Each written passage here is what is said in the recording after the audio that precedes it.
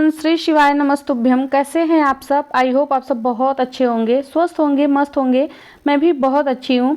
तो जी आज दिन है बृहस्पतिवार का और अभी ये 10:30-11 बजे का ये टाइम हो रहा है। तो मतलब सुबह में हस्बैंड को मैं दलिया बना के दे दी थी। उनका मतलब तबीयत नहीं ठीक था, थोड़ा पेट में कुछ दिक्कत था, तो इसकी वजह से सिर्फ वो दलिया ही लेके गए हैं। तो सुबह उनको मैं दलिया बना के दे दी थी। अब वो लंच में वही खा लेंगे क्योंकि ब्रेकफास्ट उनका करने का मन नहीं था, पेट थोड़ा भारी था। तो दलिया लेके चले गए थे। उसके बाद यहाँ पे ना रात का थोड़ा सा आटा बचा हुआ था, 2 रोटी का आटा बचा था।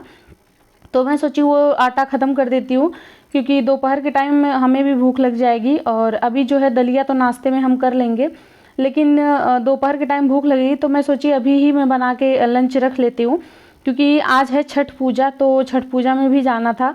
तो इसकी वजह से जितना भी काम था ना, उतना सारा काम ख़त्म करके ही जाना था। तो इसी वजह से ही मैं अभी जो है वही 2 रोटी बची थी आटा, वो 2 रोटी बना रही हूँ और आलू की जो है भुजिया सब्जी। तो 1 रोटी बाबू खा लेगी, 1 मैं खा लूँगी। तो ज़्यादा कुछ बनाना नहीं था, बस यही इतना बनाना था, तो मैं बना ली थी।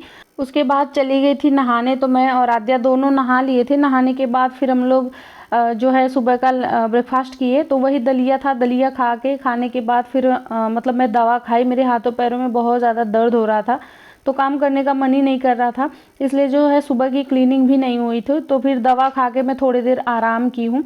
तो अभी जो है दोपहर का टाइम हो गया है और यहाँ पे मैं प्रवचन भी लगा दी हूँ। कथा आ रहा था प्रदीप जी मिश्रा का, तो दूसरे वाले फ़ोन में कथा चल रहा है। और अभी जो है 1 या 1:30 बजे का ये टाइम हो रहा है। तो फिर मैं वही उठी हूँ। उसके बाद एक साइड में कथा चला रही हूँ, दूसरी साइड घर की क्लीनिंग कर रही हूँ, घर का जो काम है वो कर रही हूँ क्योंकि शाम को छठ पूजा में जाना है। और हम औरतों का क्या है कि हम कहीं भी जाते हैं उससे पहले अपने घर का सारा काम ख़त्म करके ही जाते हैं, ताकि वहाँ से आने के बाद मतलब ज़्यादा काम ना रहे। क्योंकि हम कहीं भी जाते हैं ना, तो वहाँ से आने के बाद थोड़ी सी तो थकावट लग जाती है। तो मैं तो कहीं भी जाती हूँ ना, उससे पहले ही अपने घर का सारा काम मैं कंप्लीट कर लेती हूँ। तो यहाँ पे जो था थोड़ी बहुत क्लीनिंग मेरा बाकी रह गया था, जैसे बेड में नहीं सही की थी। तो आते खिलौने वगैरह बहुत ज़्यादा फैला रखी थी, किचन के बर्तन थे, तो वो सारा मैं उठा के रखी हूँ। और ये कपड़े थे, ये भी मैं नहीं फैलाई थी धोने के बाद। सिर्फ मेरा था और आद्या का ही था, बस 2-4 कपड़े ही थे, आज ज़्यादा कपड़ा नहीं था। जो हम नहा के निकाले वही कपड़े थे, तो उसे मैं अभी फैला दी हूँ। और अभी जो है मैं दोपहर का झाड़ू लगा रही हूँ, मतलब शाम के टाइम का ये झाड़ू है। जो झाड़ू 4 बजे लगता है वो मैं अभी 2 बजे ही लगा रही हूँ क्योंकि 4 बजे तो छठ पूजा में चले जाना है। तो उससे पहले ही घर का जितना भी मेरा काम है, जो रोज़ शाम का रूटीन था, वो सारा मैं ख़त्म करूँगी, उसके बाद जाऊँगी। तो यहाँ पे झाड़ू लग गया था। उसके बाद यहाँ पे मैं बैठ गई हूँ सब्जी काटने के लिए। तो आज शाम को दाल रोटी और करेले की सब्ज़ी बनानी थी, तो मैं सोची अभी ही करेला मैं काट के रख लेती हूँ। वैसे भी जब नॉर्मल मैं करेले की सब्ज़ी बनाती हूँ तब भी मैं 3-4 घंटे पहले ही इसको काट लेती हूँ और हल्दी नमक में इसको भिगो के रखती हूँ। तो इसका जो है कड़वापन ना बहुत ज़्यादा कम हो जाता है, लगता ही नहीं कि ये करेले की सब्ज़ी है। तो इसी वजह से अभी जो है मैं इसको काट दूंगी। काटने के बाद फिर इसमें नमक हल्दी मिला के फिर मैं रख दूंगी। तो जब वहाँ से मैं आऊँगी वापस ना, तब फिर मैं फटाक से सब्ज़ी छौंक दूंगी और दाल वगैरह मैं चढ़ा दूंगी। तो जितना भी काम हो सकता है ना, उतना काम मैं अपना करके जा रही हूँ। हस्बैंड अभी ऑफिस ही हैं, अभी हस्बैंड आए नहीं हैं। तो मतलब मैं तो घर बंद करके चली जाती हूँ, फिर वो अपना आएंगे शाम को, फिर चाय पानी वो जो बना के पीना होगा पी लेंगे। क्योंकि मैं भी मतलब घर के बगल में ही नहीं है, थोड़ा सा दूर है। घर के बगल में भी मंदिर है, हनुमान मंदिर, तो यहाँ भी छठ पूजा होती है, लेकिन उतना अच्छे से नहीं होता है। लेकिन वहाँ पे बहुत ज़्यादा भीड़ होती है, बहुत अच्छे से होता है। तो यहाँ थोड़ा बहुत बर्तन भी था, इसे भी अभी मैं फटाफट से धो लेती हूँ। जो सुबह का ही बर्तन था, हम लोग का खाया पिया था, और मैं दलिया बनाई थी, वो कुकर था। तो ये सारे बर्तन को मैं फटाफट से अभी धो लेती हूँ।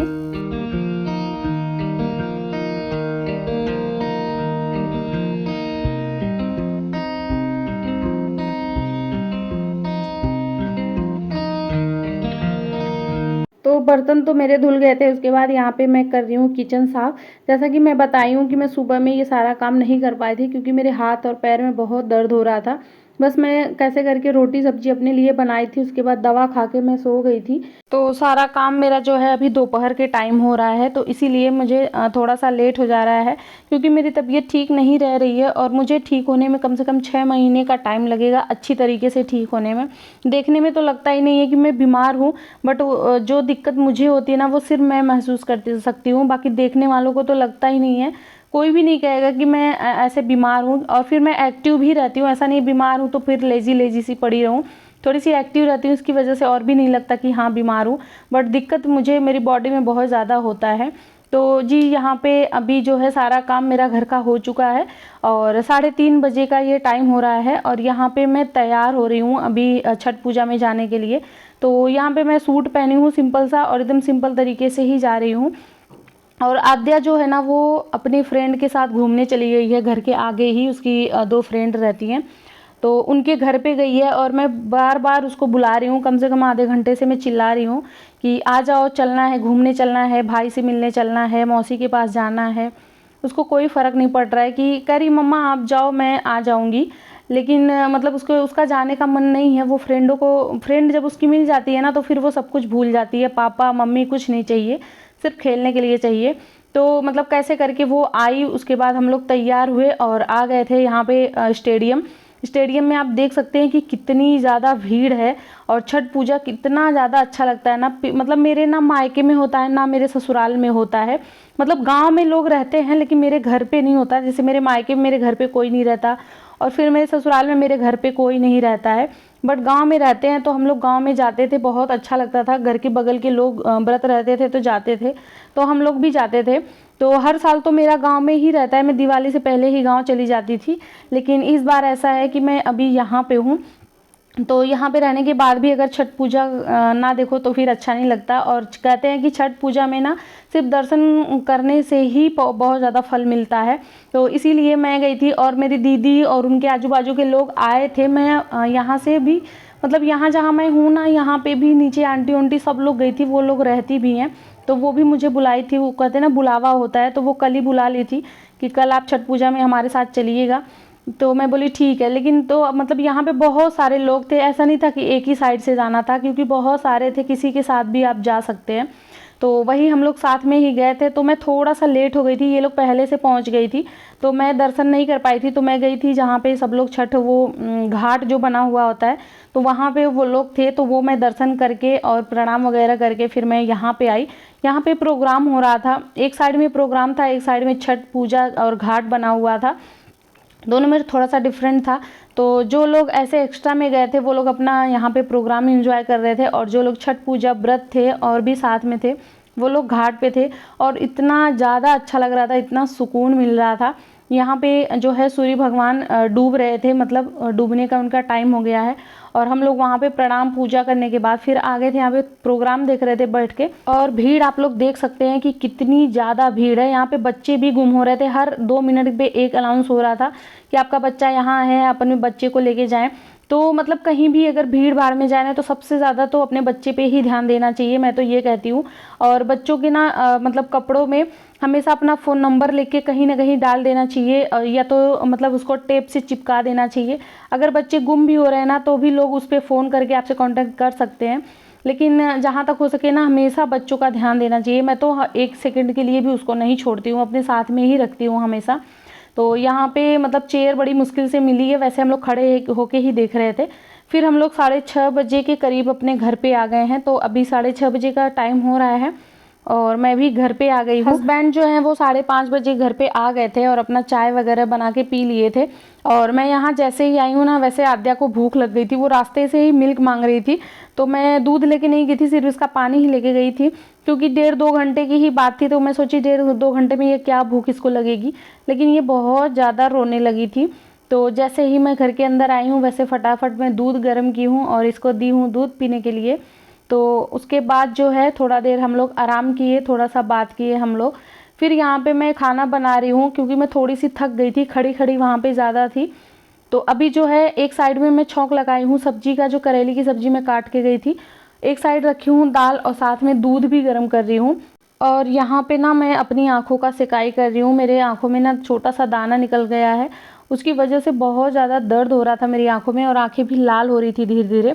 तो हस्बैंड बोले कि पहले इसको गर्म सिकाई करो अच्छे से। तो कुकर कढ़ाई हर एक चीज़ गर्म ही था, तो वहाँ हैंकी लेके मैं कुकर को गर्म पे लगा के फिर आँखों पे लगा रही थी। तो इससे ना दर्द में थोड़ा सा आराम हुआ है। उसके बाद यहाँ पे जो है हस्बैंड बना रहे हैं कोल्ड कॉफ़ी, उनका मन कर रहा था पीने के लिए। तो यहाँ पे ना जितना भी कॉफ़ी था सारा वो डाल दिए, कोल्ड कॉफ़ी। उसके बाद यहाँ पे डाल रहे हैं 1.5 चम्मच चीनी। चीनी हम लोग बहुत कम यूज़ करते हैं, और जब चीनी इसमें ज़्यादा रहता है ना तो झाग बहुत अच्छे से बनता है, और जब चीनी कम होता है ना तो उतना अच्छे से झाग बनता नहीं है। तो चीनी हम लोग बहुत कम पीते हैं, उतना चीनी हम यूज़ नहीं करते। और यहाँ पे जो है ना हस्बैंड थोड़ा सा पानी ज़्यादा डाल दिए। मैं कब से बोल रही थी बस बस बस, लेकिन वो डालते चले गए, तो ये ज़्यादा पतला हो गया। इसकी वजह से भी झाग बहुत अच्छे से नहीं बना। नहीं तो कोल्ड कॉफ़ी का झाग ना बहुत बढ़िया बनता है, मैं बहुत अच्छे से बनाती हूँ। तो यहाँ पे जो है हस्बैंड ही बना रहे थे, वो बोले थे तुम खाना बनाओ मैं अब बना लेता हूँ। तो वो उसके बाद लेके फिर सेक कर रहे थे, और कंटिन्यू सेक करने की वजह से अच्छे से झाग आ गया था।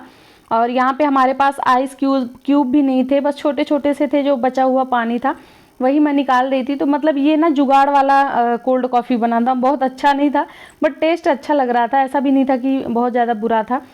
तो यहाँ पे हस्बैंड के कप में मैं थोड़ा सा आइस क्यूब डाली हूँ, उसके साथ थोड़ा सा दूध, और जो कॉफ़ी बना के रेडी की थी वो थोड़ा सा डाल दी हूँ। तो झाग वाली कॉफ़ी तो नहीं बनी है, लेकिन हाँ टेस्टी बनी थी, अच्छी लग रही थी, लग रहा था हाँ ये कॉफ़ी है। और यहाँ पे जो है मैं अपने में थोड़ा सा भर भर के डाल रही हूँ आइस क्यूब, क्योंकि मुझे ज़्यादा ठंडा ज़्यादा अच्छा लगता है। तो आई होप आपको आज का ब्लॉग अच्छा लगा है। ब्लॉग अच्छा लगा तो प्लीज़ प्लीज़ प्लीज़ चैनल को सब्सक्राइब करिएगा। चलिए मिलते हैं नेक्स्ट वीडियो में, तब तक के लिए बाय, थैंक्स फॉर वॉचिंग।